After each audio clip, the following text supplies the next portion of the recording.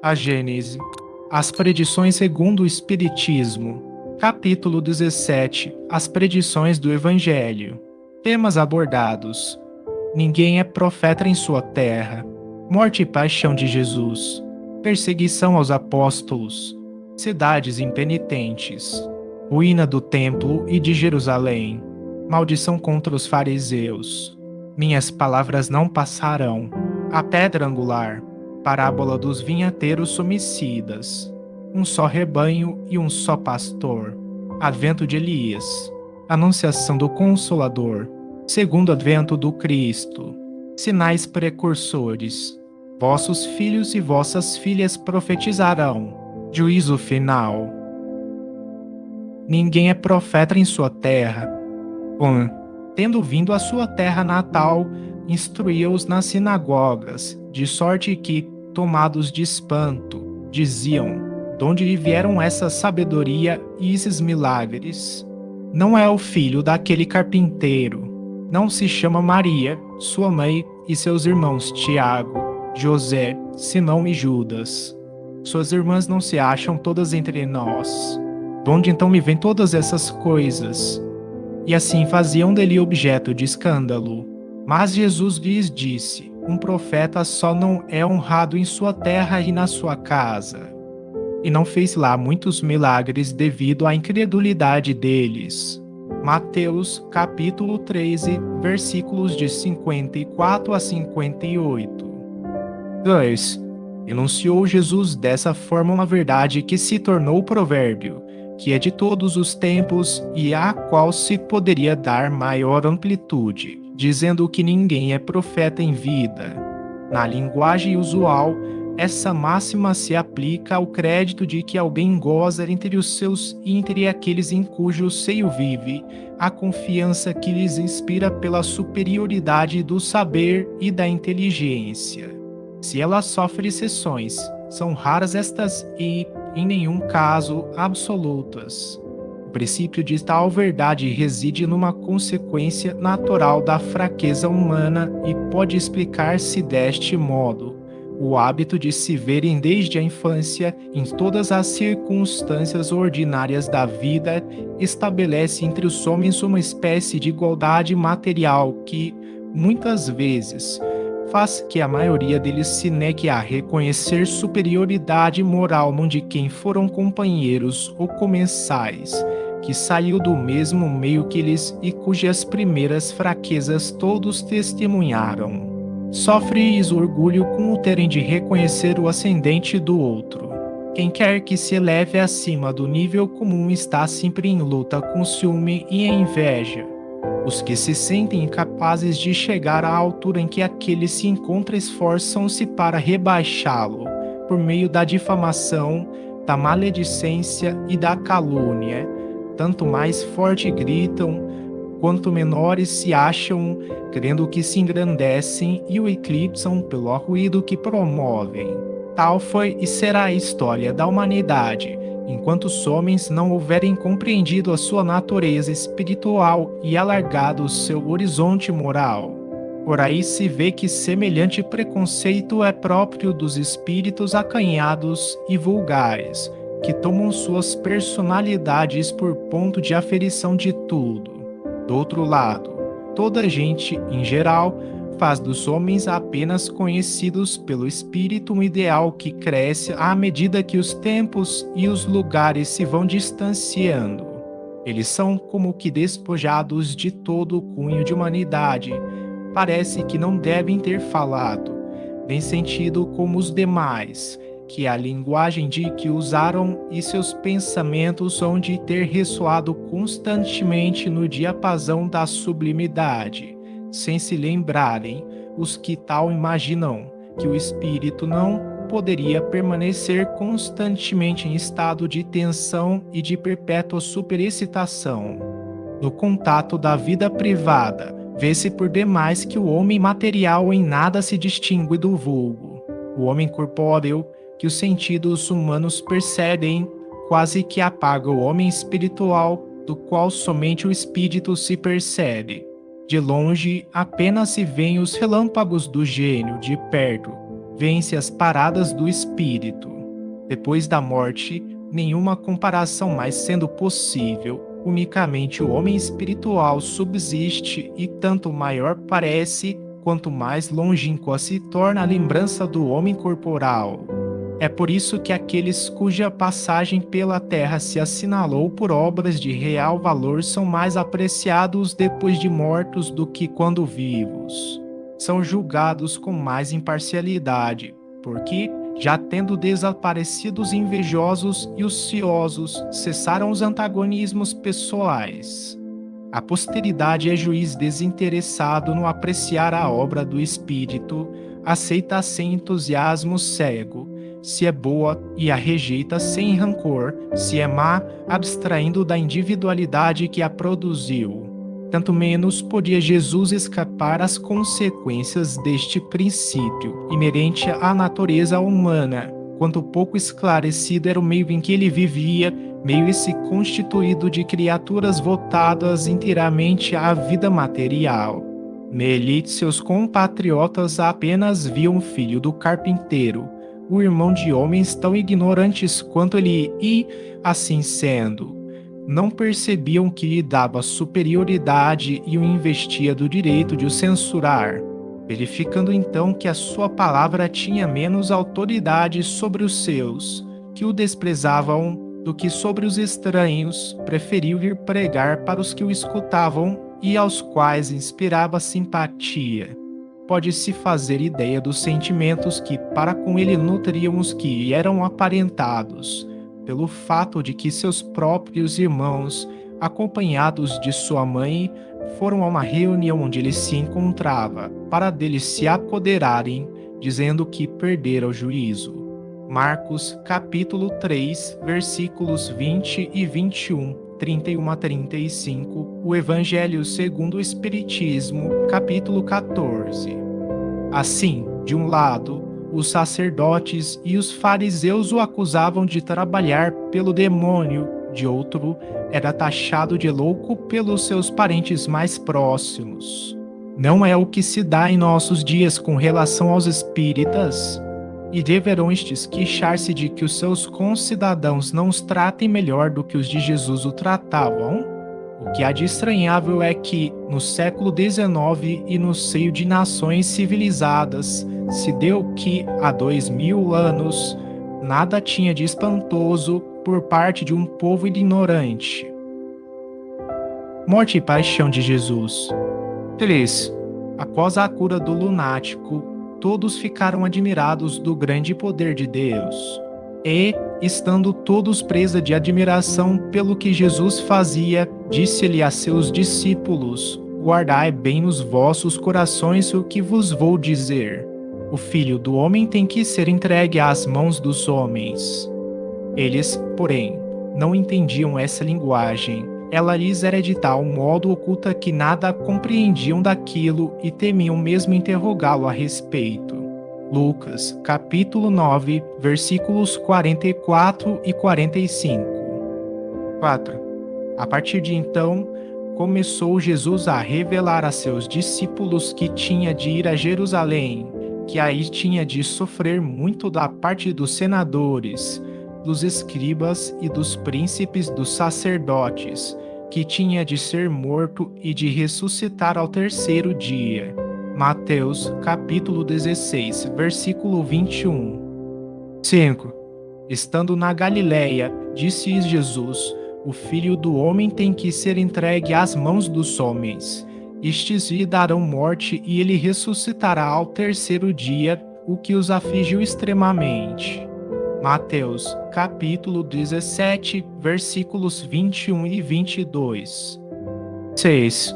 Ora, indo Jesus a Jerusalém, chamou de parte seus 12 discípulos e lhes disse: vamos para Jerusalém, e o Filho do Homem será entregue aos príncipes dos sacerdotes e aos escribas, que o condenarão à morte e o entregarão aos gentios, a fim de que o tratem com zombarias, o açoitem e crucifiquem, e ele ressuscitará ao terceiro dia.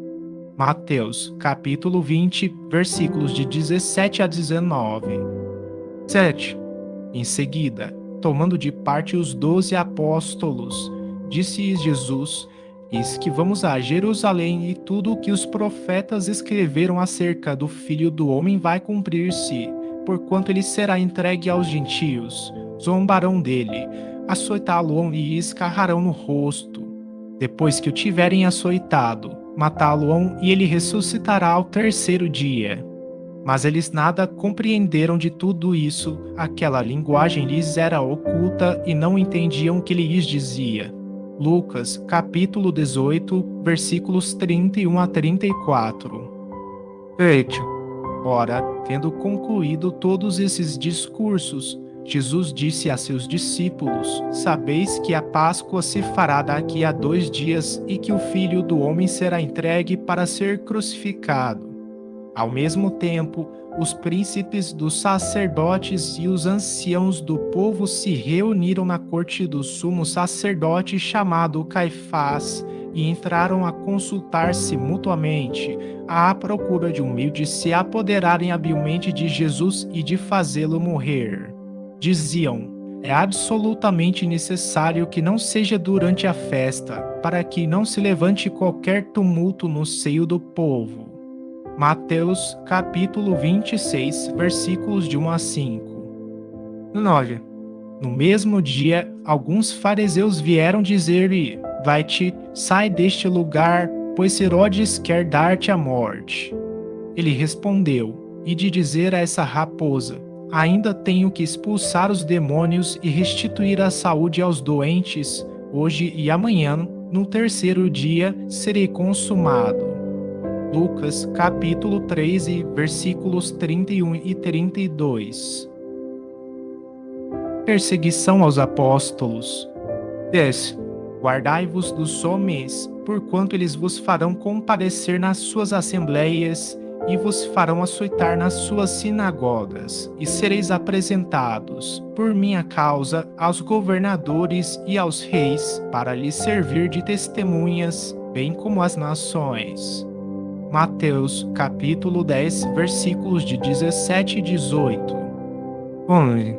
Eles vos expulsarão das sinagogas, e vem o tempo em que aquele que vos fizer morrer julgará fazer coisa agradável a Deus. Tratar-vos-ão desse modo, porque não conhecem nem a meu Pai, nem a mim. Ora, digo-vos estas coisas, a fim de que, quando houver chegado o tempo, vos lembreis de que eu vou-las disse. João, capítulo 16, versículos de 1 a 4. Hoje, sereis traídos e entregues aos magistrados por vossos pais e vossas mães, por vossos irmãos, por vossos parentes, por vossos amigos, e darão morte a muitos de vós. Sereis odiados de toda a gente, por causa de meu nome. Entretanto, não se perderá um só cabelo de vossa cabeça. Pela vossa paciência é que possuireis vossas almas. Lucas, capítulo 21, versículos de 16 a 19. 13. Martírio de Pedro. Em verdade vos digo que, quando eres mais moços, vos cingies a vós mesmos e ieis onde queríeis. Mas quando fordes velhos, estendereis as mãos, e outro vos cingirá e conduzirá onde não querereis ir.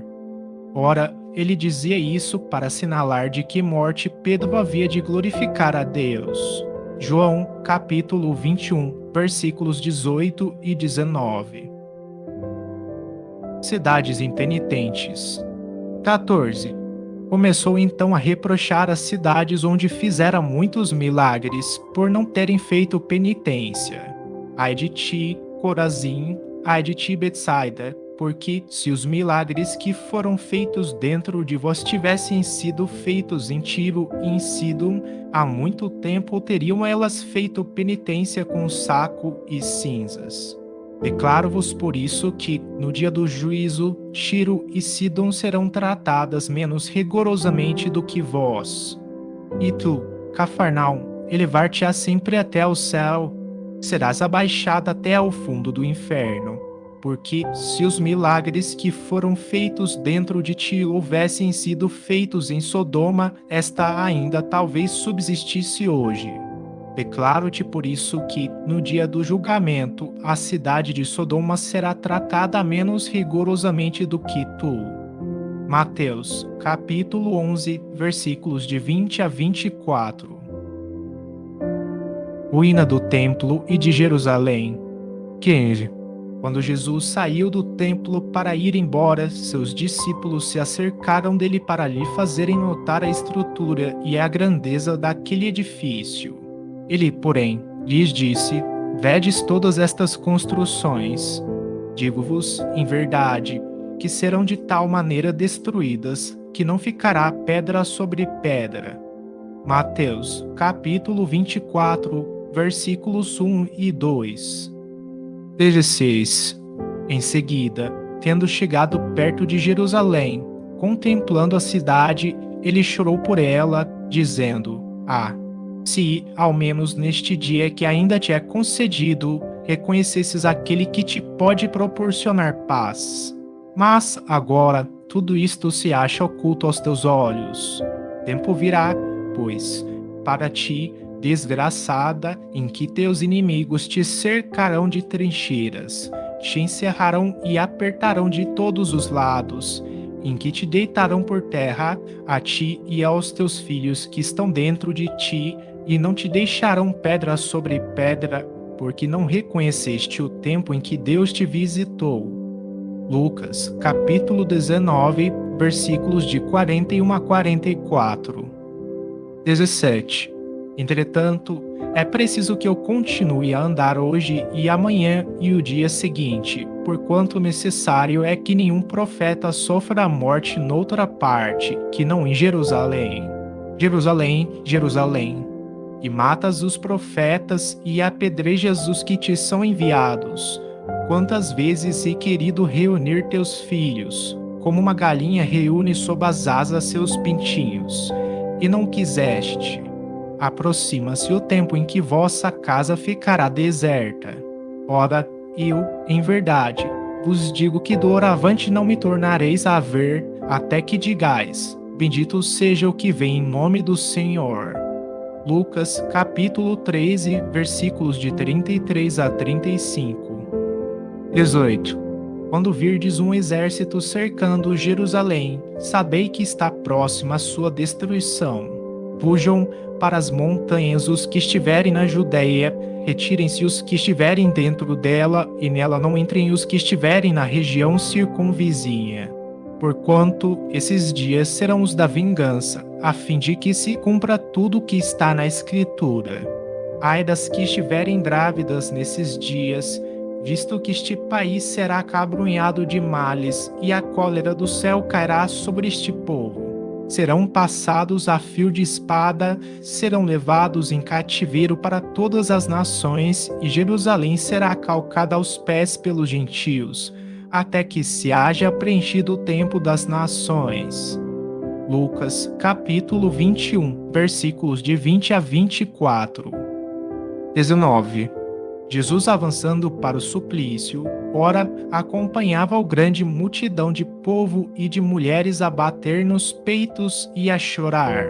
Jesus, então, voltando-se, disse: Filhas de Jerusalém, não choreis por mim, chorai antes por vós mesmas e pelos vossos filhos. Porquanto virá tempo em que se dirá: Ditosas as estéreis, as entranhas que não geraram filhos e os seios que não amamentaram. Todos se porão a dizer às montanhas: Caí sobre nós, e às colinas: Cobri-nos. Pois se tratam deste modo o lenho verde, como será tratado o lenho seco? Lucas, capítulo 23, versículos de 27 a 31. 20. A faculdade de pressentir as coisas por vindouras é um dos atributos da alma e se explica pela teoria da presciência. Jesus a possuía, como todos os outros, em grau eminente. Pôde, portanto, prever os acontecimentos que se seguiriam à sua morte, sem que nesse fato algo haja de sobrenatural, pois que o vemos reproduzir-se aos nossos olhos, nas mais vulgares condições. Não é raro que indivíduos anunciem com precisão o instante em que morrerão, é que a alma deles, no estado de desprendimento. Está como o homem da montanha, capítulo 16. Item 1. A barca, a estrada a ser percorrida e vê o termo. 21. Tanto mais assim havia de dar-se com Jesus, quanto, tendo consciência da missão que viera desempenhar, sabia que a morte no suplício forçosamente lhe seria a consequência. A visão espiritual permanente nele, assim como a penetração do pensamento, haviam de mostrar-lhe as circunstâncias e a época fatal. Pela mesma razão, podia prever a ruína do templo, a de Jerusalém, as desgraças que se iam abater sobre seus habitantes e a dispersão dos judeus. Maldição contra os fariseus. 22. João Batista, vendo muitos fariseus e saduceus que acorriam para ser batizados, ele lhes disse: Raça de víboras, quem vos ensinou a fugir da cólera que há de cair sobre vós? Produzi então dignos frutos de penitência. Não penseis em dizer de vós para convosco: temos Abraão por pai, porquanto vos declaro que Deus pode fazer que destas próprias pedras nasçam filhos a Abraão. O machado já está posto à raiz das árvores, e toda árvore que não der bons frutos será cortada e lançada ao fogo. Mateus, capítulo 3, versículos de 7 a 10. 23. Ai de vós, escribas e fariseus hipócritas, porque fechais aos homens o reino dos céus. Lá não entrais, e ainda vos opondes a que outros entrem. Ai de vós, escribas e fariseus hipócritas, que, a pretexto das vossas longas orações, devorais as casas das viúvas. Tereis por isso um julgamento mais rigoroso. Ai de vós, escribas e fariseus hipócritas, que percorreis o mar e a terra para fazer um prosélito e que, depois de o haverdes conseguido, o tornais 2 vezes mais digno do inferno do que vós mesmos. Ai de vós, condutores de cegos, que dizeis: se um homem jura pelo templo, isso nada vale quem quer, porém, que jure pelo ouro do templo, fica obrigado a cumprir o seu juramento. Insensatos e cegos que sois! A qual se deve mais estimar, ao ouro, ou ao templo que santifica o ouro? Se um homem, dizeis, jura pelo altar, isso nada vale, mas aquele que jurar pelo dom que esteja sobre o altar fica obrigado a cumprir o seu juramento. Cegos que sois! A qual se deve mais estimar, ao dom ou ao altar que santifica o dom? Aquele, pois, que jura pelo altar, jura não só pelo altar, como por tudo que está sobre o altar, e aquele que jura pelo templo, jura por aquele que o habita, e aquele que jura pelo céu, jura pelo trono de Deus e por aquele que aí se assenta. Ai de vós, escribas e fariseus hipócritas, que pagais o dízimo da hortelã, do endro e do cominho, e que tendes abandonado o que há de mais importante na lei, a saber, a justiça, a misericórdia e a fé. Essas as coisas que deveis praticar, sem, contudo, omitirdes as outras. E cegos, que tendes grande cuidado em claro que bebeis, por medo de engolir um mosquito, e que, no entanto, engolis um camelo.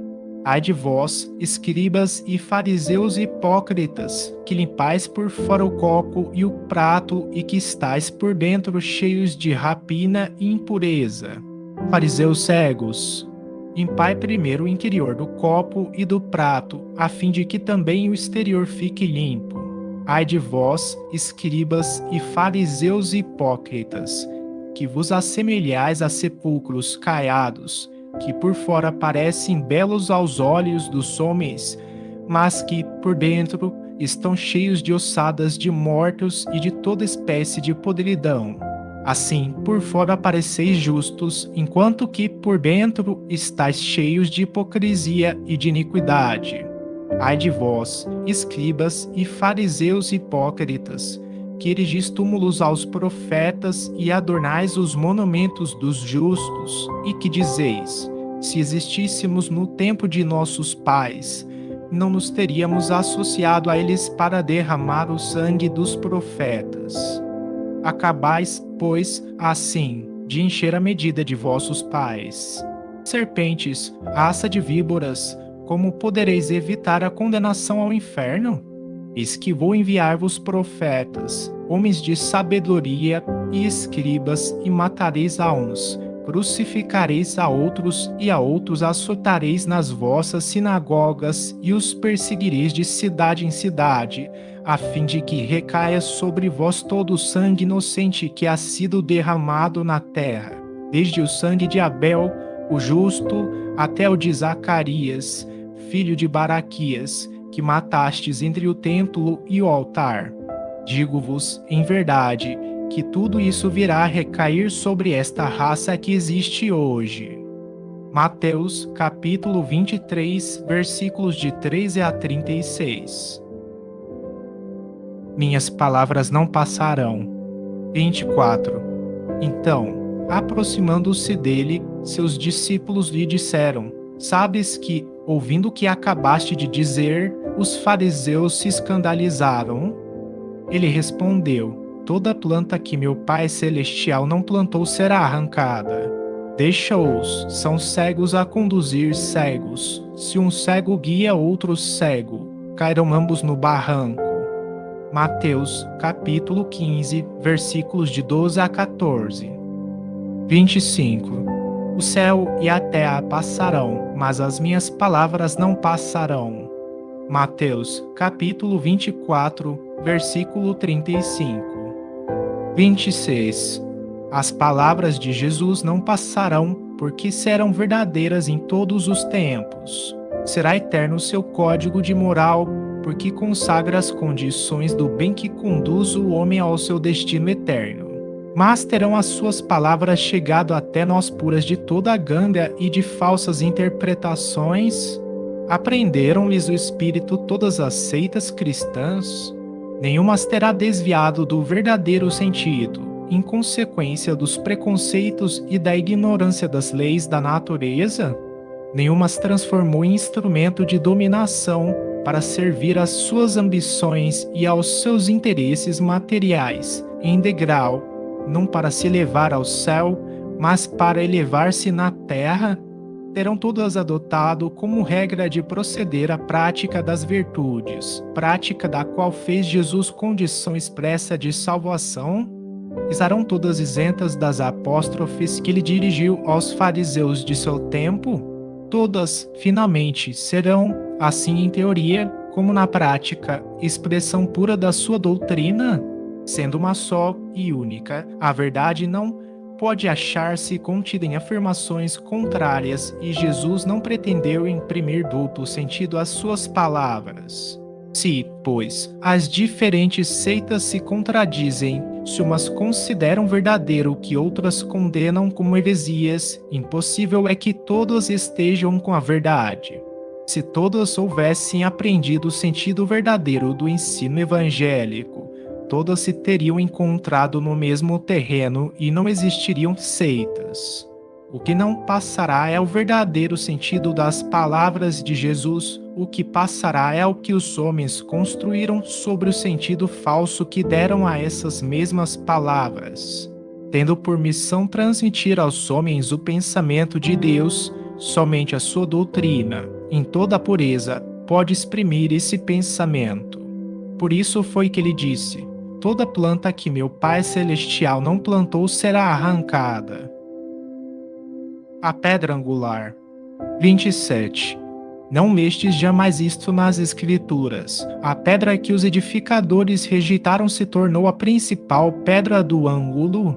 Foi o que o Senhor fez e nossos olhos o veem com admiração. Por isso eu vos declaro que o reino de Deus vos será tirado e será dado a um povo que dele tirará frutos. Aquele que se deixar cair sobre essa pedra se despedaçará e ela esmagará aquele sobre quem cair.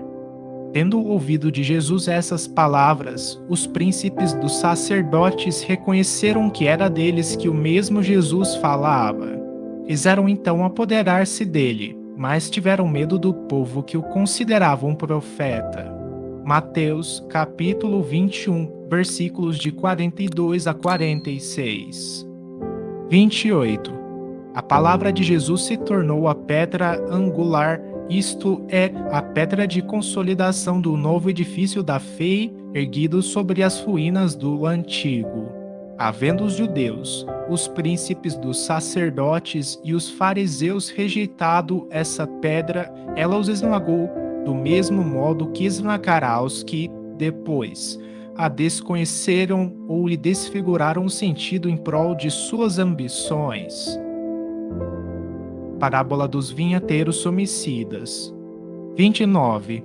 Havia um pai de família que, tendo plantado uma vinha, a cercou com uma sebe e, cavando a terra, construiu uma torre. Arrendou-a depois a uns vinhateiros e partiu para um país distante. Ora, estando próximo o tempo dos frutos, enviou-lhe seus servos aos vinhateiros, para recolher o fruto da sua vinha. Os vinhateiros, apoderando-se dos servos, deram-no, mataram outro e a outro apedrejaram. Enviou-lhes ele outros servos em maior número do que os primeiros, e eles os trataram da mesma maneira. Por fim, enviou-lhe seu próprio filho, dizendo de si para si: ao meu filho eles terão algum respeito. Mas os vinhateiros, ao verem o filho, disseram entre si: aqui está o herdeiro, vinde, matemo-lo e ficaremos donos da sua herança. E, com isso, pegaram dele, lançaram-no fora da vinha e o mataram. Quando o dono da vinha vier, como tratará esses vinhateiros? Responderam-lhe: fará que pereçam miseravelmente esses malvados e arrendará a vinha a outros vinhateiros, que lhe entreguem os frutos na estação própria. Mateus, capítulo 21, versículos de 33 a 41. 30. Pai de família é Deus. A vinha que ele plantou é a lei que estabeleceu. Os vinhateiros a quem arrendou a vinha são os homens que devem ensinar e praticar a lei. Os servos que enviou aos arrendatários são os profetas que estes últimos massacraram. Seu filho, enviado por último, é Jesus, a quem eles igualmente eliminaram. Como tratará o Senhor os seus mandatários prevaricadores da lei?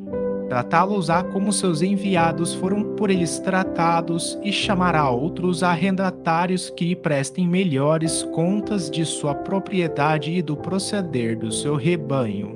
Assim aconteceu com os escribas, com os príncipes dos sacerdotes e com os fariseus.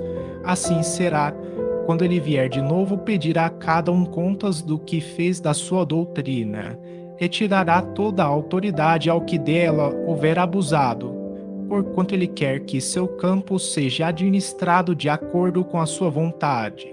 Ao cabo de 18 séculos, tendo chegado à idade viril, a humanidade está suficientemente madura para compreender o que o Cristo apenas explorou, porque então, como ele próprio disse, não teriam compreendido.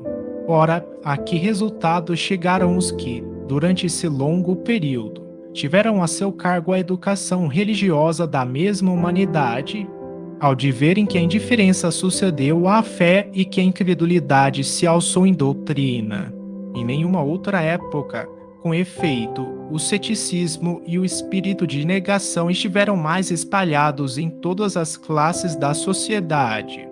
Mas se algumas das palavras do Cristo se apresentam encobertas pelo véu da alegoria, pelo que concerne à regra de proceder, às relações de homem para homem, aos princípios morais a que ele expressamente condicionou a salvação, seus ensinos são claros, explícitos, sem ambiguidade.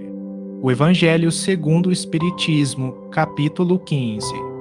Que fizeram das suas máximas de caridade, de amor e de tolerância, das recomendações que fez a seus apóstolos para que convertessem os homens pela brandura e pela persuasão, da simplicidade, da humildade, do desinteresse e de todas as virtudes que exemplificou. Em seu nome, os homens se anatematizaram mutuamente e reciprocamente se amaldiçoaram. estrangularam-se em nome daquele que disse: todos os homens são irmãos. Do Deus infinitamente justo, bom e misericordioso que ele revelou, fizeram um Deus cioso, cruel, vingativo e parcial, aquele Deus, de paz e de verdade, sacrificaram nas fogueiras, pelas torturas e perseguições, muito maior número de vítimas do que as que em todos os tempos os pagãos sacrificaram aos seus falsos deuses. Venderam-se as orações e as graças do céu em nome daquele que expulsou do templo os vendedores e que disse a seus discípulos: dai de graça o que de graça recebestes. Que diria o Cristo se viesse hoje entre nós? Se visse os que se dizem seus representantes a ambicionar as honras, as riquezas, o poder e o fausto dos príncipes do mundo, ao passo que ele, mais rei do que todos os reis da terra, fez a sua entrada em Jerusalém montado num jumento, não teria o direito de dizer isso, que fizestes dos meus ensinos, vós que incensais o bezerro de ouro, que dais a maior parte das vossas preces aos ricos, reservando uma parte insignificante aos pobres. Sem embargo de haver dito, os primeiros serão os últimos e os últimos serão os primeiros no reino dos céus. Mas, se ele não está carnalmente entre nós, está em espírito e, como Senhor da parábola, virá pedir contas aos seus vinhateiros do produto da sua vinha quando chegar o tempo da colheita. Um só rebanho e um só pastor. 31. Tenho ainda outras ovelhas que não são deste aprisco. É preciso que também a essas eu conduza. Elas escutarão a minha voz e haverá um só rebanho e um único pastor. João, capítulo 10, versículo 16. 32. Por essas palavras, Jesus claramente anuncia que os homens um dia se unirão por uma crença única. Mas como poderá efetuar-se essa união? Difícil parecerá isso, tendo-se em vista as diferenças que existem entre as religiões, o antagonismo que elas alimentam entre seus adeptos, a obstinação que manifestam em se acreditarem na posse exclusiva da verdade. Todas querem a unidade, mas cada uma se lisonjeia de que essa unidade se fará em seu proveito e nenhuma admite a possibilidade de fazer qualquer concessão no que respeita às suas crenças. Entretanto, a unidade se fará em religião, como já tende a fazer-se socialmente, politicamente, comercialmente, pela queda das barreiras que separam os povos, pela assimilação dos costumes, dos usos, da linguagem. Nota 184. Os povos do mundo inteiro já confraternizam, como os das províncias de um mesmo império. Pressente-se essa unidade, todos a desejam. Ela se fará pela força das coisas, porque há de tornar-se uma necessidade, para que se estreitem os laços da fraternidade entre as nações, far-se-á pelo desenvolvimento da razão humana, que se tornará apta a compreender a puerilidade de todas as dissidências, pelo progresso das ciências, a demonstrar cada dia mais os erros materiais sobre que tais dissidências assentam e a destacar pouco a pouco das suas fiadas as pedras estragadas.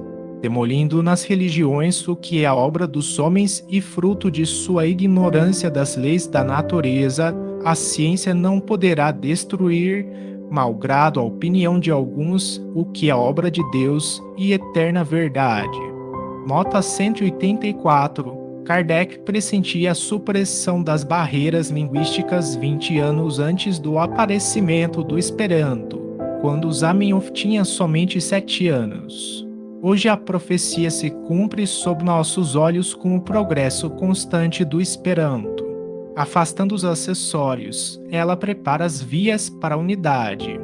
A fim de chegarem a esta, as religiões terão que encontrar-se num terreno neutro, se bem que comum a todas. Para isso, todas terão que fazer concessões e sacrifícios mais ou menos importantes, conformemente à multiplicidade dos seus dogmas particulares.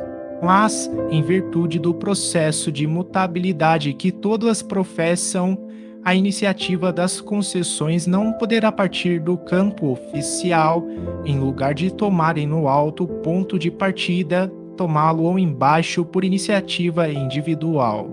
Desde algum tempo, um movimento se vem operando de descentralização, tendente a adquirir irresistível força. O princípio da imutabilidade, que as religiões hão sempre considerado uma égide conservadora, tornar-se-á elemento de destruição, dado que, imobilizando-se, ao passo que a sociedade caminha para frente, os cultos serão ultrapassados e depois absorvidos pela corrente das ideias de progressão. A imobilidade, em vez de ser uma força, torna-se uma causa de fraqueza e de ruína para quem não acompanha o movimento geral. Ela quebra a unidade, porque os que querem avançar se separam dos que se obstinam em permanecer parados. No estado atual da opinião e dos conhecimentos, a religião, que terá de congregar um dia todos os homens sob o mesmo estandarte, será que melhor satisfaça a razão e as legítimas aspirações do coração e do espírito, que não seja em nenhum ponto desmentida pela ciência positiva, que, em vez de se mobilizar, acompanhe a humanidade em sua marcha progressiva, sem nunca deixar que a ultrapassem, que não for nem exclusivista, nem intolerante, que for emancipadora da inteligência, como não admitir senão a fé racional, aquela cujo código de moral seja o mais puro, o mais lógico, o mais de harmonia com as necessidades sociais, o mais apropriado, enfim, a fundar na terra o reinado do bem pela prática da caridade e da fraternidade universais.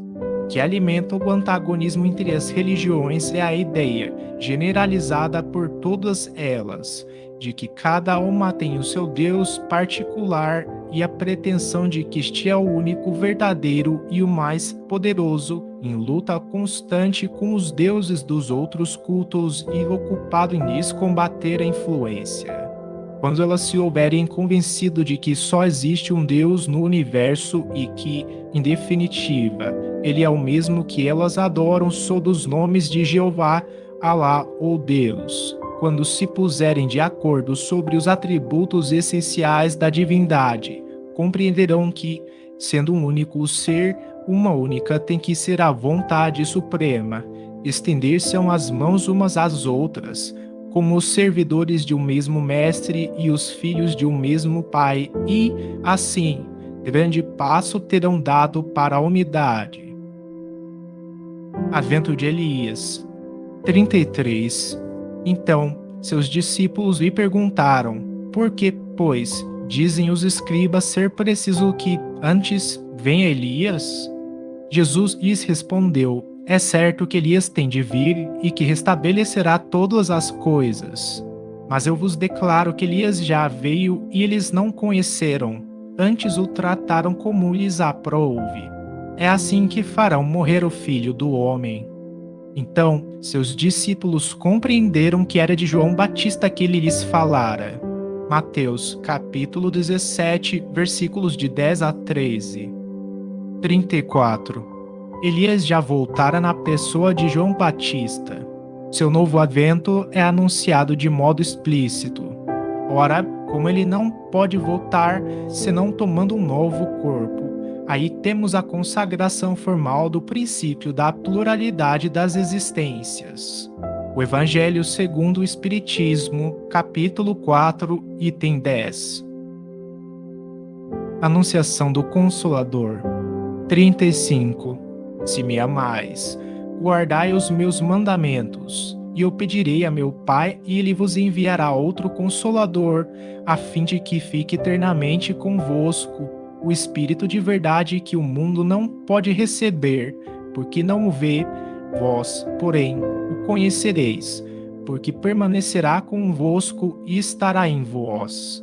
Mas o Consolador, que é o Espírito Santo, que meu Pai enviará em meu nome, vos ensinará todas as coisas e fará-vos lembreis de tudo o que vos tenho dito.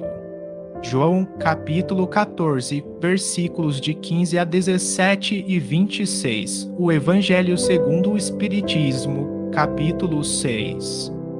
36. Entretanto, digo-vos a verdade.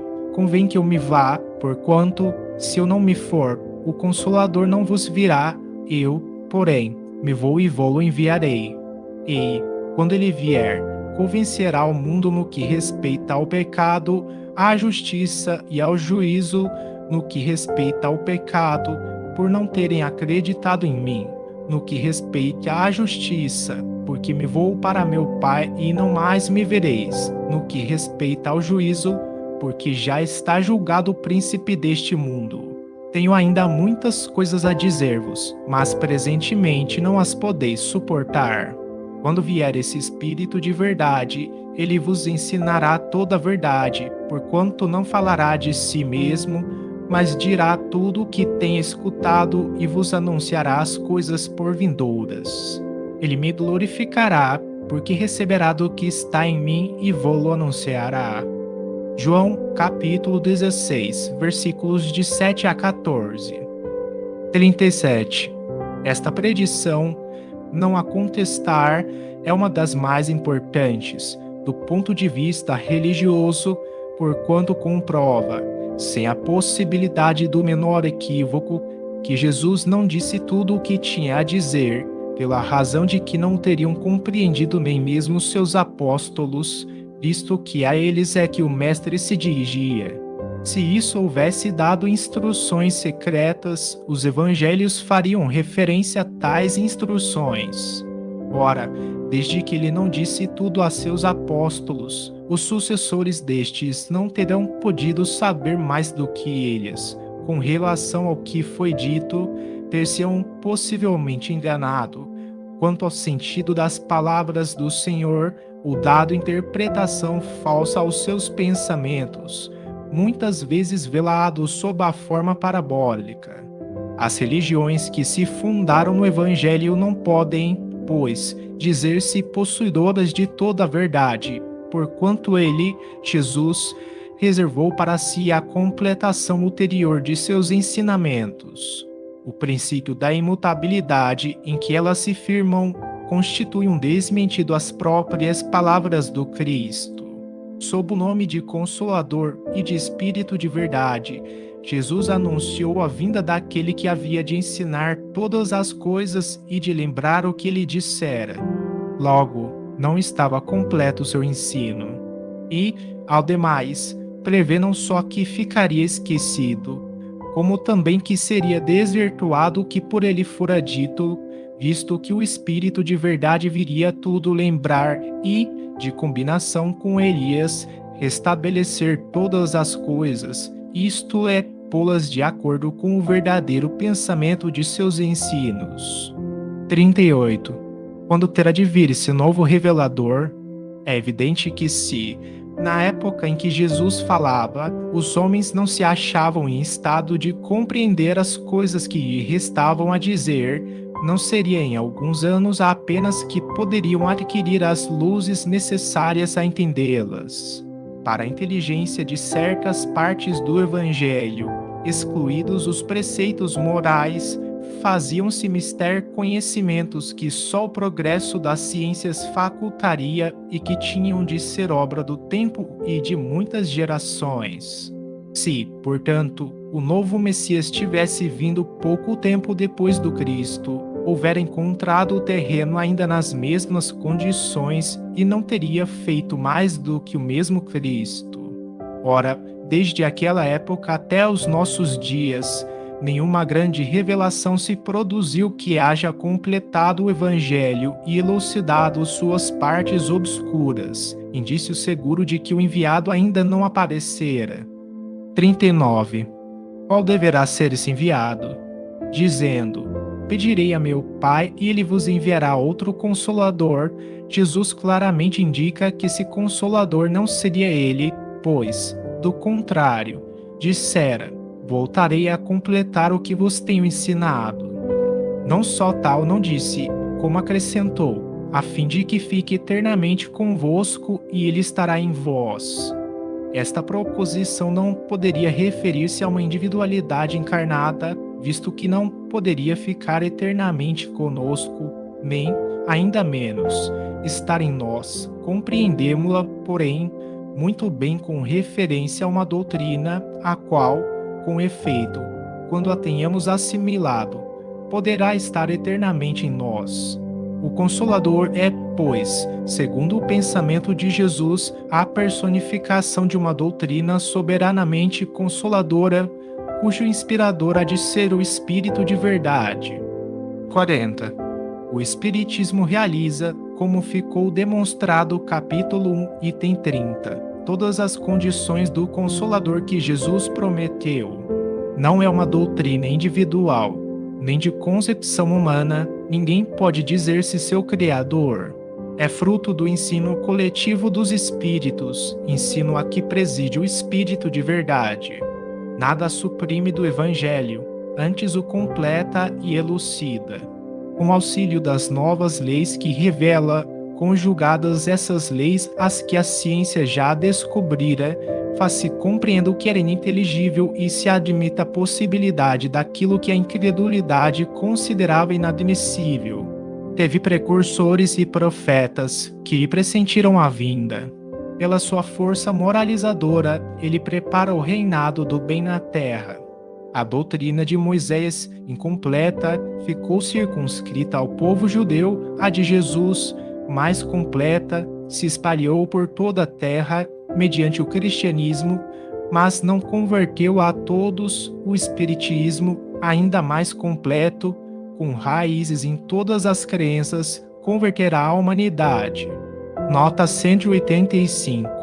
Nota 185. Allan Kardec. Todas as doutrinas filosóficas e religiosas trazem o nome do seu fundador. Diz-se o mosaísmo, o cristianismo, o maometismo, o budismo, o cartesianismo, o fourierismo, o sansimonismo, etc. A palavra espiritismo, ao contrário, não lembra nenhuma personalidade, encerra uma ideia geral que ao mesmo tempo indica o caráter e o tronco múltiplice da doutrina. 41. Dizendo a seus apóstolos, outro virá mais tarde, que vos ensinará o que agora não posso ensinar, proclamava Jesus a necessidade da reencarnação. Como poderiam aqueles homens aproveitar do ensino mais completo que ulteriormente seria ministrado? Como estariam aptos a compreendê-lo, se não tivessem de viver novamente? Jesus houvera proferido uma coisa inconsequente se, de acordo com a doutrina vulgar, os homens futuros houvessem de ser homens novos, almas saídas do nada por ocasião do nascimento. Admita-se, ao contrário, que os apóstolos e os homens do tempo deles tenham vivido depois, que ainda hoje revivem, e plenamente justificada estará a promessa de Jesus.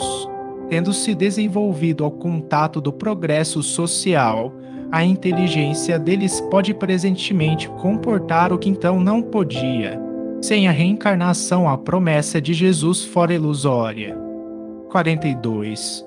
Se disserem que essa promessa se cumpriu no dia de Pentecostes, por meio da descida do Espírito Santo, poder-se-á responder que o Espírito Santo os inspirou, que lhes desanuviou a inteligência, que desenvolveu neles as aptidões mediúnicas destinadas a facilitar-lhes a missão, porém que nada lhes ensinou além daquilo que Jesus já ensinara, porquanto, o que deixaram, nenhum vestígio se encontra de um ensinamento especial. O Espírito Santo, pois, não realizou o que Jesus anunciara relativamente ao Consolador, a não ser assim, os apóstolos teriam elucidado o que, no Evangelho, permaneceu obscuro até o dia de hoje e cuja interpretação contraditória deu origem às inúmeras seitas que dividiram o cristianismo desde os primeiros séculos. Segundo advento do Cristo. 43. Disse então Jesus a seus discípulos: se algum quiser vir nas minhas pegadas, renuncie a si mesmo, tome a sua cruz e siga-me, porquanto aquele que quiser salvar a vida perderá, e aquele que perder a vida por amor de mim a encontrará de novo. De que serviria um homem ganhar o mundo inteiro e perder a alma? Ou por que preço poderá o homem comprar sua alma, depois de a ter perdido? Porque o Filho do Homem há de vir na glória de seu Pai, com seus anjos, e então dará a cada um segundo as suas obras. Digo-vos, em verdade, que alguns daqueles que aqui se encontram não sofrerão a morte, sem que tenham visto vir o Filho do Homem no seu reino. Mateus, capítulo 16, versículos de 24 a 28. 44. Então, levantando-se do meio da assembleia, o sumo sacerdote interrogou a Jesus desta forma: Nada respondes ao que te depõem contra ti? Mas Jesus se conservava em silêncio e não respondeu. Interrogou de novo o sumo sacerdote: És o Cristo, o Filho de Deus para sempre bendito? Jesus lhe respondeu: Eu sou, e vereis um dia o Filho do Homem assentado à direita da majestade de Deus e vindo sobre as nuvens do céu. Logo o sumo sacerdote, rasgando as vestes, lhe diz: Que necessidade temos de mais testemunhos? Marcos, capítulo 16, versículos de 60 a 63. 45. Jesus anuncia o seu segundo advento, mas não disse que voltará à terra com um corpo carnal, nem que personificará o Consolador. Apresenta-se como tendo de vir em espírito, na glória de seu Pai, a julgar o mérito e o demérito e dar a cada um segundo as suas obras, quando os tempos forem chegados. Estas palavras, alguns há dos que aqui estão que não sofrerão a morte sem terem visto vir o Filho do Homem no seu reinado, parecem encerrar uma contradição, pois é incontestável que ele não veio em vida de nenhum daqueles que estavam presentes. Jesus, entretanto, não podia enganar-se numa previsão daquela natureza e, sobretudo, com relação a uma coisa contemporânea e que lhe dizia pessoalmente respeito. Primeiro, que indagar se suas palavras foram sempre reproduzidas fielmente. É de duvidar-se, desde que se considere que ele nada escreveu, que elas só foram registradas depois de sua morte, que o mesmo discurso cada evangelista o exarou em termos diferentes, o que constitui prova evidente de que as expressões de que eles se serviram não são textualmente as de que se serviu Jesus. Além disso, é provável que o sentido tenha sofrido alterações ao passar pelas traduções sucessivas. Por outro lado, é indubitável que, se Jesus houvesse dito tudo o que pudera dizer, ele se teria expressado sobre todas as coisas de modo claro e preciso, sem dar lugar a qualquer equívoco, conforme o fez com relação aos princípios de moral, ao passo que foi obrigado a velar o seu pensamento acerca dos assuntos que não julgou conveniente aprofundar. Persuadidos de que a geração de que faziam parte testemunharia o que lhe anunciava, os discípulos foram levados a interpretar o pensamento de Jesus de acordo com aquela ideia. Assim é que redigiram do ponto de vista do presente o que o Mestre dissera, fazendo-o de maneira mais absoluta do que ele próprio teria feito. Seja como for, o fato é que as coisas não se passaram como eles o supuseram. 46. A grande e importante lei da reencarnação foi um dos pontos capitais que Jesus não pôde desenvolver, porque os homens do seu tempo não se achavam suficientemente preparados para ideias dessa ordem e para suas consequências. Contudo, assentou o princípio da referida lei, como fez relativamente a tudo mais, estudada e posta em evidência nos dias atuais pelo Espiritismo, a lei da reencarnação constitui a chave para o entendimento de muitas passagens do Evangelho que, sem ela, parecem verdadeiros contrassensos. É por meio dessa lei que se encontra a explicação racional das palavras acima, admitidas que sejam como textuais, uma vez que elas não podem ser aplicadas às pessoas dos apóstolos, é evidente que se referem ao futuro reinado do Cristo, isto é, ao tempo em que a sua doutrina, mais bem compreendida, for lei universal, dizendo que alguns dos ali presentes na ocasião veriam seu advento. Ele forçosamente se referia aos que estarão vivos de novo nessa época. Os judeus, porém, imaginavam que lhes seria dado ver tudo o que Jesus anunciava e tomavam ao pé da letra suas frases alegóricas. Aliás, algumas de suas predições se realizaram no devido tempo, tais como a ruína de Jerusalém, as desgraças que se seguiram e a dispersão dos judeus. Sua visão, porém, se projetava muito mais longe, de sorte que, quando falava do presente, sempre aludia ao futuro. Sinais precursores. 47. Também ouvireis falar de guerra e de rumores de guerra. Tratai de não vos perturbardes, porquanto é preciso que essas coisas se deem, mas ainda não será o fim, pois ver-se a povo levantar-se contra povo e reino contra reino, e haverá pestes, fomes e tremores de terra em diversos lugares. Todas essas coisas serão apenas o começo das dores. Mateus, capítulo 24, versículos de 6 a 8. 48. Então, o irmão entregará ao irmão para ser morto, os filhos se levantarão contra seus pais e suas mães e os farão morrer. Sereis odiados de toda a gente por causa do meu nome, mas aquele que perseverar até o fim será salvo. Marcos, capítulo 13, versículos 12 e 13. 49. Quando virdes que a abominação da desolação, que foi predita pelo profeta Daniel, está no lugar santo, que aquele que lê entenda bem o que lê, fujam então para as montanhas os que estiverem na Judéia. Nota 186. Não desça aquele que estiver no telhado, para levar de sua casa qualquer coisa, e não volte para apanhar suas roupas aquele que estiver no campo. Mas ai das mulheres que estiverem grávidas ou amamentando nesses dias.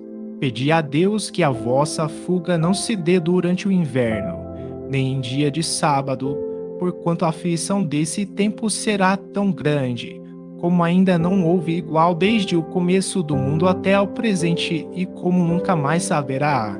E se esses dias não fossem abreviados, nenhum homem se salvaria, mas esses dias serão abreviados em favor dos eleitos. Mateus, capítulo 24, versículos de 15 a 22. Nota 186. Allan Kardec. Esta expressão, a abominação da desolação, não só carece de sentido, como se presta ao ridículo. A tradução de Osterwald diz a abominação que causa desolação, o que é muito diferente. O sentido então se torna perfeitamente claro, porquanto se compreende que as abominações hajam de acarretar a desolação como castigo. Quando a abominação de Jesus se instalar no lugar santo, também a desolação para aí virá, e isso constituirá um sinal de que estão próximos os tempos. 50. Logo depois desses dias de aflição, o sol se obscurecerá e a lua deixará de dar sua luz, as estrelas cairão do céu e as potestades do céu serão abaladas. Então, o sinal do Filho do Homem aparecerá no céu, e todos os povos da terra estarão em prantos e em gemidos, e verão o Filho do Homem vindo sobre as nuvens do céu com grande majestade. Ele enviará seus anjos, que farão ouvir a voz retumbante de suas trombetas, e que reunirão seus eleitos dos quatro cantos do mundo, de uma extremidade à outra do céu. Aprendei uma comparação tirada da figueira. Quando seus ramos já estão tenros e dão folhas, sabeis que está próximo o estio. Do mesmo modo, quando virdes todas essas coisas, sabei que vem próximo o Filho do Homem, que ele se acha como que à porta. Digo-vos, em verdade, que esta raça não passará sem que todas essas coisas se tenham cumprido. Mateus, capítulo 24, versículos de 29 a 34. E acontecerá no advento do Filho do Homem o que aconteceu ao tempo de Noé, pois, como nos últimos tempos antes do dilúvio, os homens comiam e bebiam, se casavam e casavam seus filhos, até o dia em que Noé entrou na arca. E assim como eles não conheceram o momento do dilúvio, senão quando este sobreveio e arrebatou toda a gente, assim também será no advento do Filho do Homem. Mateus, capítulo 24, versículos de 37 a 39. 51. Quanto a esse dia e a essa hora, ninguém o sabe, nem os anjos que estão no céu, nem o Filho, mas somente o Pai. Marcos, capítulo 13, versículo 32. 52. Em verdade vos digo, chorareis e gemereis, e o mundo se rejubilará, estareis em tristeza, mas a vossa tristeza se mudará em alegria. Uma mulher, quando dá à luz, está em dor, porque é vinda a sua hora, mas depois que ela dá à luz um filho, não mais se lembra de todos os males que sofreu, pela alegria que experimenta de haver posto no mundo um homem. É assim que agora estáis em tristeza, mas eu vos verei de novo, e o vosso coração rejubilará, e ninguém vos arrebatará a vossa alegria. João, capítulo 16, versículos de 20 a 22. 53. Levantar-se-ão muitos falsos profetas que seduzirão a muitas pessoas, e, porque abundará a iniquidade, a caridade de muitos esfriará, mas aquele que perseverar até ao fim será salvo. Este evangelho do reino será pregado em toda a terra, para servir de testemunho a todas as nações. É então que o fim chegará. Mateus, capítulo 24, versículos de 11 a 14. 54. É evidentemente alegórico este quadro do fim dos tempos, como a maioria dos que Jesus compunha. Pelo seu vigor, as imagens que lhe encerra são de natureza a impressionar inteligências ainda rudes. Para tocar fortemente aquelas imaginações pouco sutis, eram necessárias pinturas vigorosas, de cores bem acentuadas. Ele se dirigia principalmente ao povo, aos homens menos esclarecidos, incapazes de compreender as abstrações metafísicas e de apanhar a delicadeza das formas. A fim de atingir o coração, fazia-se mister falar aos olhos, com auxílio de sinais materiais, e aos ouvidos, por meio da força da linguagem. Como consequência natural daquela disposição de espírito, a suprema potestade, segundo a crença de então, não era possível manifestar-se a não ser por meio de fatos extraordinários, sobrenaturais. Quanto mais impossíveis fossem esses fatos, tanto mais facilmente aceita era a probabilidade deles. O Filho do Homem, a vir sobre nuvens, com grande majestade, cercado de seus anjos, e ao som de trombetas, lhes parecia de muito maior imponência do que a simples vinda de uma entidade investida apenas de poder moral. Por isso mesmo, os judeus, que esperavam no Messias um rei terreno, mais poderoso do que todos os outros reis, destinado a colocar-lhes a nação à frente de todas as demais e a reerguer o trono de Davi e de Salomão, não quiseram reconhecê-lo no humilde filho de um carpinteiro, sem autoridade material. No entanto, aquele pobre proletário da Judeia se tornou o maior entre os grandes, conquistou para sua soberania maior número de reinos do que os mais poderosos potentados, exclusivamente com a sua palavra e o concurso de alguns miseráveis pescadores, revolucionou o mundo, e a ele é que os judeus virão a dever sua reabilitação. Disse, pois, uma verdade, quando, respondendo a esta pergunta de Pilatos, és rei? Respondeu, tu dizes. 55. É de notar-se que, entre os antigos, os tremores de terra e o obscurecimento do sol eram acessórios forçados de todos os acontecimentos e de todos os presságios sinistros. Com eles deparamos por ocasião da morte de Jesus, da de César e num sem número de outras circunstâncias da história do paganismo. Se tais fenômenos se houvessem produzido tão amiudadas vezes quantas são relatados, fora de ter-se por impossível que os homens não houvessem guardado deles lembrança pela tradição. Aqui acrescenta-se a queda de estrelas do céu, como que a mostrar às gerações futuras, mais esclarecidas, que não há nisso senão uma ficção, pois que agora se sabe que as estrelas não podem cair. 56. Entretanto, sob essas alegorias, grandes verdades se ocultam. Há, primeiramente, a predição das calamidades de todo o gênero que assolarão e dizimarão a humanidade, calamidades decorrentes da luta suprema entre o bem e o mal, entre a fé e a incredulidade, entre as ideias progressistas e as ideias retrógradas.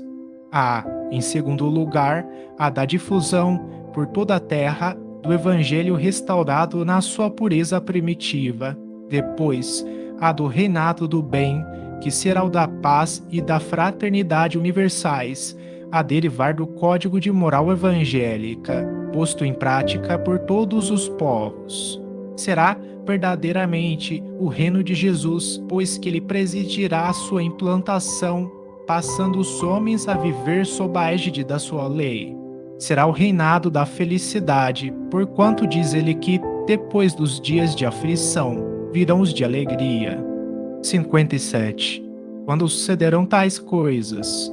Ninguém o sabe, diz Jesus, nem mesmo o Filho. Mas, quando chegar o momento, os homens serão advertidos por meio de sinais precursores. Esses indícios, porém, não estarão nem no sol, nem nas estrelas. Mostrar-se-ão no estado social e nos fenômenos mais de ordem moral do que físicos e que, em parte, se podem deduzir das suas alusões.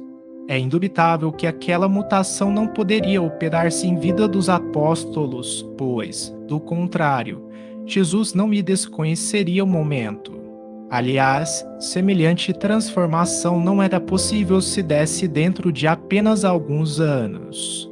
Contudo, dela lhes fala como se eles a houvessem de presenciar, é que, com efeito, eles poderão estar reencarnados quando a transformação se der, e até colaborar na sua efetivação. Ele ora fala da sorte próxima de Jerusalém, ora toma esse fato por ponto de referência ao que ocorreria no futuro.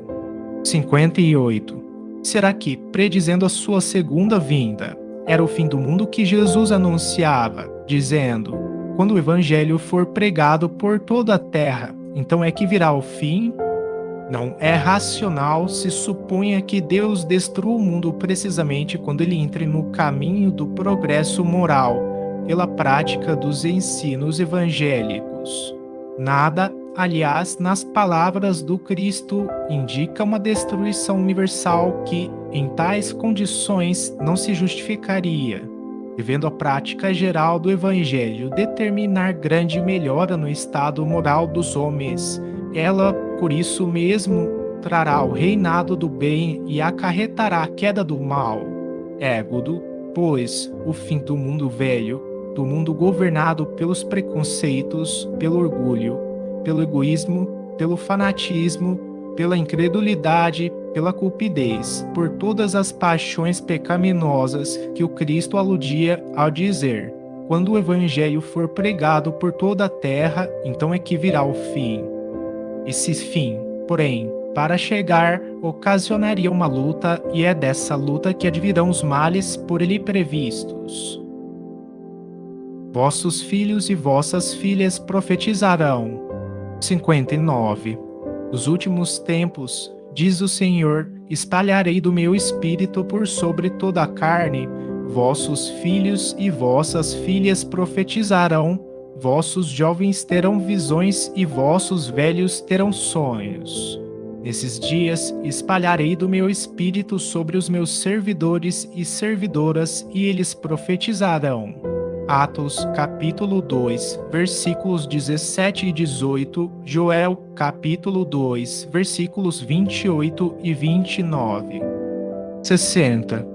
Se considerarmos o estado atual do mundo físico e do mundo moral, as tendências, aspirações e pressentimentos das massas, a decadência das ideias antigas que vão se debatem há um século contra as ideias novas, não poderemos duvidar de que uma nova ordem de coisas se prepara e que o mundo velho chega a seu termo. Se, agora, levando em conta a forma alegórica de alguns quadros e perscrutando o sentido profundo das palavras de Jesus, compararmos a situação atual com os tempos por ele descritos, como assinaladores da era da renovação, não poderemos deixar de convir em que muitas das suas predições se estão presentemente realizando, donde a conclusão de que atingimos os tempos anunciados, o que confirmam em todos os pontos do globo os espíritos que se manifestam.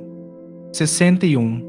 Como vimos capítulo 1, item 32, coincidindo com outras circunstâncias, o advento do Espiritismo realiza uma das mais importantes predições de Jesus, pela influência que ele forçosamente tem de exercer sobre as ideias. Ele se encontra, além disso, anunciado nos Atos dos Apóstolos. Nos últimos tempos, diz o Senhor, derramarei do meu espírito sobre toda a carne, vossos filhos e filhas profetizarão. É a predição inequívoca da vulgarização da mediunidade, que presentemente se revela em indivíduos de todas as idades, de ambos os sexos e de todas as condições, a predição, por conseguinte, da manifestação universal dos espíritos, pois que sem os espíritos não haveria médiuns. Isso, conforme está dito, acontecerá nos últimos tempos, ora, visto que não chegamos ao fim do mundo, mas, ao contrário, à época da sua regeneração, devemos entender aquelas palavras como indicativas dos últimos tempos do mundo moral que chega a seu termo. O Evangelho segundo o Espiritismo, capítulo 21. Juízo final. 62. Ora, quando o Filho do Homem vier em sua majestade, acompanhado de todos os anjos, assentar-se-á no trono de sua glória, e, reunidas à sua frente todas as nações, ele separará uns dos outros, como um pastor separa dos bodes as ovelhas, e colocará à sua direita as ovelhas e à sua esquerda os bodes. Então dirá o rei aos que estiverem à sua direita: Vinde a mim, benditos de meu Pai. Mateus, capítulo 25, versículos de 31 a 46. O Evangelho segundo o Espiritismo, capítulo 15. 63. Tendo que reinar na terra o bem, necessário é sejam dela excluídos os espíritos endurecidos no mal e que possam acarretar perturbações. Deus permitiu que eles aí permanecessem o tempo de que precisavam para se melhorarem, mas, chegado o momento em que, pelo progresso moral de seus habitantes, o globo terráqueo tem de ascender na hierarquia dos mundos, interdito será ele, com morada a encarnados e desencarnados que não hajam aproveitado os ensinamentos que uns e outros se achavam em condições de aí receber. Serão exilados para mundos inferiores, como foram outrora para terras da raça adâmica, vindo substituí-los espíritos melhores. Essa separação a que Jesus presidirá é que se acha figurada por estas palavras sobre o juízo final: os bons passarão à minha direita e os maus à minha esquerda. Capítulo 11, itens 31 e seguintes. 64. A doutrina de um juízo final, único e universal, pondo fim para sempre à humanidade, repugna a razão, por implicar a inatividade de Deus, durante a eternidade que precedeu a criação da terra e durante a eternidade que se seguirá à sua destruição. Que utilidades teriam então o Sol, a Lua e as estrelas que, segundo a Gênese, foram feitos para iluminar o mundo? Causa espanto que tão imensa obra se haja produzido para tão pouco tempo e a benefício de seres votados de antemão, em sua maioria, aos suplícios eternos. 65. Materialmente, a ideia de um julgamento único seria, até certo ponto, admissível para os que não procuram a razão das coisas, quando se cria que a humanidade toda se achava concentrada na Terra e que para seus habitantes fora feito tudo que o universo contém. Égodo, porém, inadmissível, desde que se sabe que há milhares de mundos semelhantes que perpetuam as humanidades pela eternidade em fora e entre os quais a Terra é dos menos consideráveis, simples ponto imperceptível. Vê-se, só por este fato, que Jesus tinha razão de declarar a seus discípulos: há muitas coisas que não vos posso dizer, porque não as compreenderíeis, dado que o progresso das ciências era indispensável para uma interpretação legítima de algumas de suas palavras. Certamente, os apóstolos, Paulo e os primeiros discípulos teriam estabelecido de modo muito diverso alguns dogmas se tivessem os conhecimentos astronômicos, geológicos, físicos, químicos, fisiológicos e psicológicos que hoje possuímos. Daí vem o ter Jesus adiado a completação de seus ensinos e anunciado que todas as coisas haviam de ser restabelecidas. 66.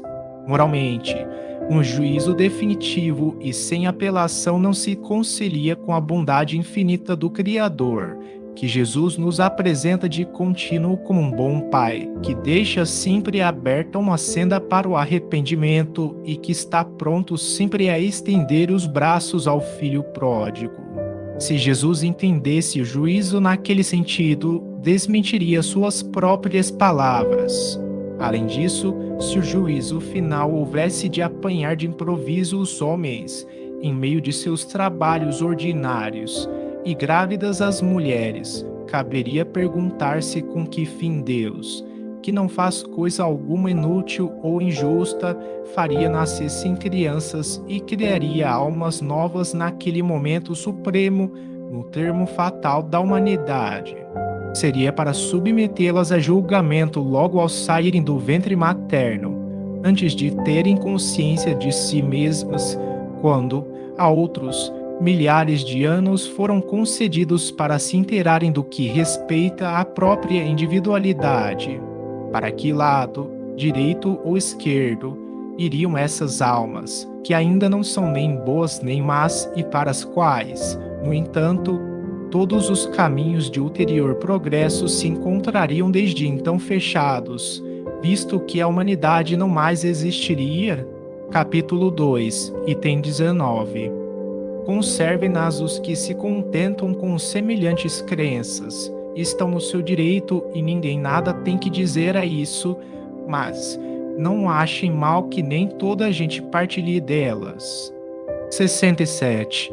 O juízo pelo processo da imigração, conforme ficou explicado acima, item 63, é racional, funda-se na mais rigorosa justiça, visto que conserva para o espírito eternamente o seu livre-arbítrio, não constitui privilégio para ninguém, a todas as suas criaturas, sem exceção alguma, concede Deus igual liberdade de ação para progredirem o próprio aniquilamento de um mundo, acarretando a destruição do corpo. Nenhuma interrupção ocasionará a marcha progressiva do espírito. Tais as consequências da pluralidade dos mundos e da pluralidade das existências. Segundo essa interpretação, não é exata a qualificação de juízo final, pois que os espíritos passam por análogas fieiras a cada renovação dos mundos por eles habitados, até que atinjam certo grau de perfeição. Não há, portanto, juízo final propriamente dito, mas juízos gerais em todas as épocas de renovação parcial ou total da população dos mundos, por efeito das quais se operam as grandes emigrações e imigrações de espíritos.